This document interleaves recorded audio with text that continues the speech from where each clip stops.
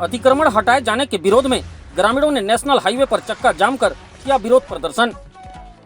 सूरजपुर जिले के थाना चंदौरा चौकी रेवटी अंतर्गत ग्राम भेड़िया में सड़क किनारे अतिक्रमण कर बनाए गए एक घर को हटाने मंगलवार को दोपहर करीब 2 बजे प्रशासनिक अमला पहुंचा था, जिसका जमकर विरोध प्रदर्शन करते हुए मौके पर एकत्रित ग्रामीणों ने नेशनल हाईवे बनारस मुख्य मार्ग पर चक्का जाम कर दिया, जिसे देख प्रशासन द्वारा बगल में अतिक्रमण कर प्रधानमंत्री आवास के लिए खोदे गए गड्ढे को पाट दिया गया। वहीं प्रशासनिक अमला विरोध कर रहे ग्रामीणों को समझाइश देते हुए अतिक्रमणकारी मकान मालिक को 2 महीने की मोहलत दे दी, तब जाकर ग्रामीण माने और विरोध प्रदर्शन समाप्त किया। लगभग 1 घंटे तक हुए चक्का जाम से नेशनल हाईवे पर आवागमन बाधित रहा।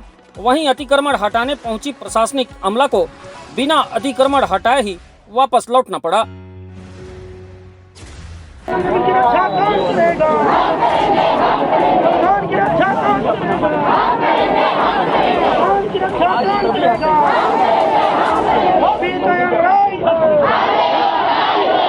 बात